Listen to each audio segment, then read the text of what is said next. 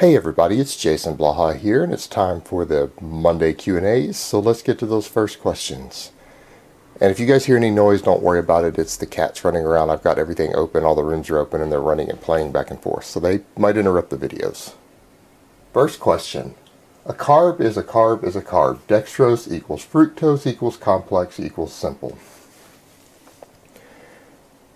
That's true in some ways, not true in others. Now, this whole concept of complex versus simple carbs is completely irrelevant to most of your goals, simply because fiber content and things matter, but once fiber content is removed, your body doesn't really know the difference between a simple and a complex because it breaks down in the GI tract.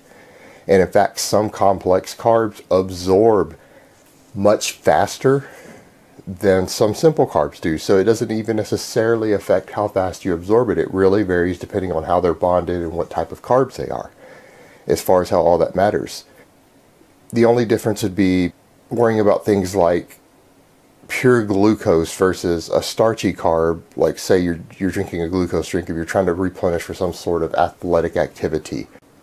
Say as a peri-workout nutrition for people who are doing long training sessions or in the middle of competition and things like that. That's when you start worrying about those things. As far as body composition, the simple versus complex, completely irrelevant. But as far as the other goes, no, there is an absolute difference between, say, dextrose and fructose.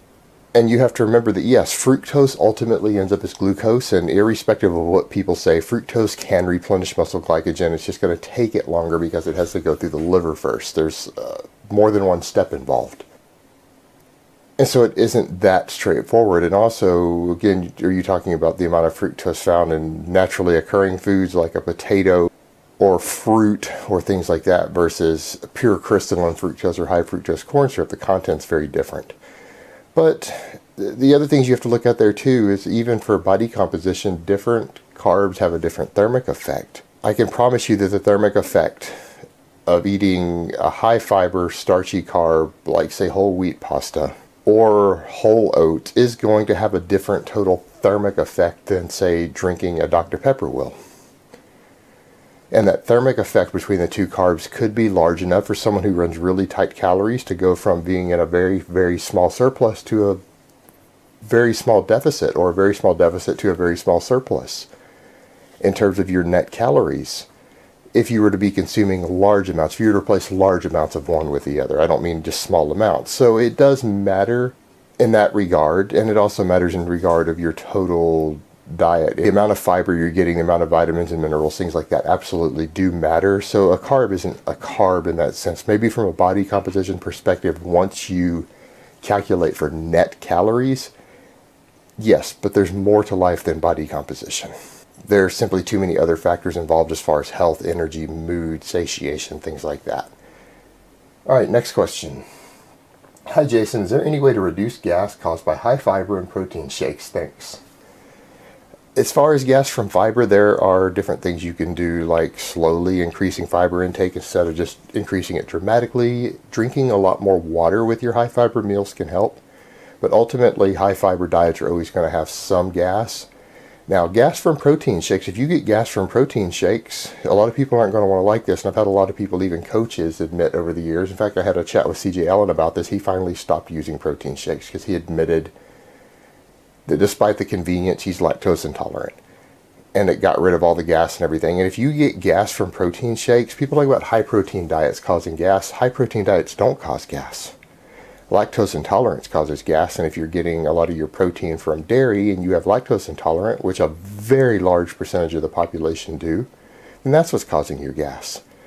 And if you are lactose intolerant enough that you get gas from a protein shake, then it's probably not in your best interest from a health perspective to toss the protein shakes permanently.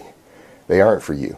And people don't want to hear that, but it's true. This is one of the reasons why a lot of this protein supplementation can be nonsense. You've got the fact that people don't generally need the amount of protein they consume, then you combine the fact that all these protein supplements will cause problems for people with lactose intolerance, particularly the cheaper ones that have a higher lactose content.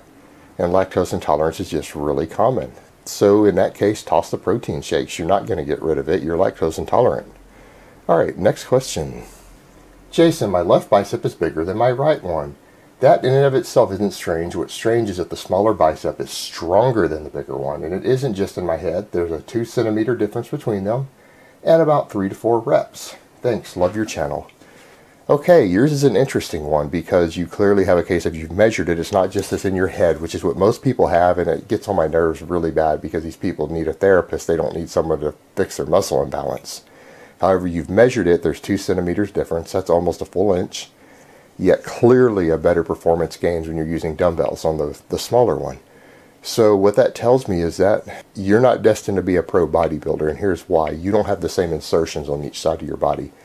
Meaning your left bicep probably has a more efficient insertion in terms of getting leverages on a curl to what your right one has, because it's smaller yet stronger measurably in both regards, in which case you're never going to get them equal because your left one is always going to be more efficient with its leverages, and so it's always going to be stronger, and it will always be able to do the same work with less growth stimulation. So just accept that, get over it. Now the thing is, what most bodybuilders do, and people don't want to hear this, but all pro bodybuilders site enhance. In fact, I would say a big chunk of your natty ones site enhance also. You can look at them and tell. So that's how serious bodybuilders fix it. They inject shit into the smaller muscles, because even a lot of pro bodybuilders don't have perfect insertions left to right and perfect symmetry, no matter how they train. Not everyone is genetically built that way. And so they have to use the same sort of methods to bring up lagging sides of the body. But if you're not going to be a competitive bodybuilder, you already know there's nothing you can do about it. Don't go injecting a bunch of stuff into it to fix it. Don't use implants, don't use synthol, don't use site enhancement steroids to do that. Just live with it and get on with your life and keep training. It's not the end of the world if you don't have perfect symmetry. You're not going to make your living as a bodybuilder. Alright guys, that's really all I have to say on that today. I hope it has been informative, and I will talk to you guys next time.